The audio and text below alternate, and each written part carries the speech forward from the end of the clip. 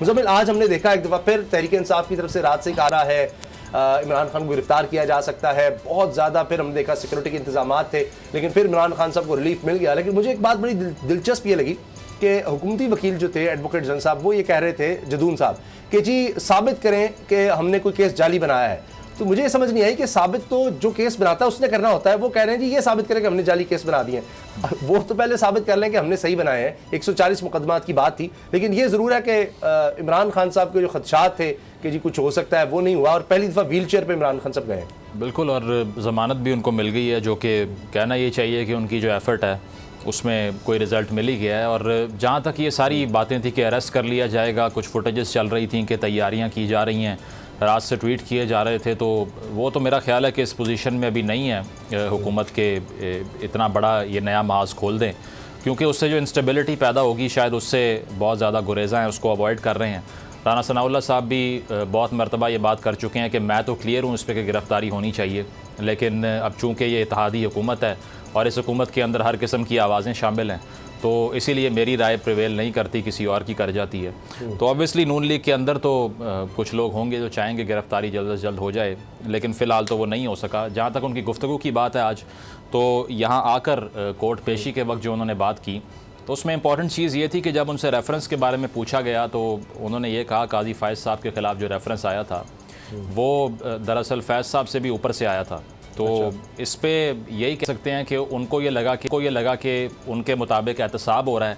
تو یہ جو معصومیت ہے مجھے تو سمجھ نہیں آتی اس کی، کہ اگر آپ ایک پرائم منسٹر ہیں ملک کے اور آپ کو کوئی بھی کچھ گائیڈ کرتا ہے کہ یہ شخص جو ہے کرپشن کر رہا ہے یا اس کے ایمبیزلمنٹس ہیں فائنینشیل، اس کے خلاف انکوائری شروع کر دیں، تو آپ کی اپنی کوئی اوریجنل تھاٹ نہیں ہوتی اس پہ اور آپ کہتے ہیں ٹھیک ہے آپ کہہ رہے ہیں صحیح بات ہوگی. تو انہوں نے جو بات یہ کی ہے کہ مجھے لگا کہ شاید احتساب ہو رہا ہے لیکن مقصد کچھ اور تھا اس کا، تو وہ تو قاضی فائز صاحب کے بھی ڈیفنس میں تھے جس طرح سے وہ آج بات کر رہے تھے کہ ریفرنس غلط تھا، اور دوبارہ سے انہوں نے اس کو انڈورس کیا کہ کسی اور نے کہا تو میں نے کر دیا. لیکن بات یہ ہے کہ سیاست میں رسپانسبلٹی لینی پڑتی ہے. آپ حکومت کرنے کے بعد یہ نہیں کہہ سکتے کہ تمام غلطیاں کسی اور کے کھاتے میں اور جو اچھے کام تھے وہ میں نے کیے تھے. اگر اکانومی بہتر ہوئی آپ کے دور میں یا کووڈ کو مینیج کیا تو وہ آپ نے کیا، لیکن جو غلطی ہوئی وہ اسٹیبلشمنٹ کے کہنے پہ آپ نے کی. تو اس طرح سے میں سمجھتا ہوں کہ مسائل حل نہیں ہوتے، رسپانسبلٹی لینی چاہیے تمام معاملات کی جو آپ کے دور میں ہوئی، جو انہوں نے کی، جو انکوائری انیشیٹ کی یا کسی کی تعیناتی کی.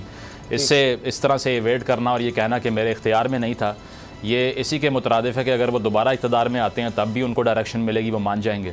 تو اس چیز کو کریکٹ کرنا چاہیے تھا اور ان کو ماننا چاہیے کہ یہ غلطی یہاں مجھ سے غلطی ہوئی.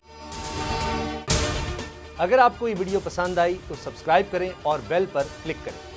ہوائے نفس کی ہے حکمرانی، لٹیرا کر رہا ہے پاسبانی. بول نیوز کے مارکیٹنگ ہیڈ آکاش رام تاحال لاپتہ، تفتیشی ادارے جواب دینے سے قاصر.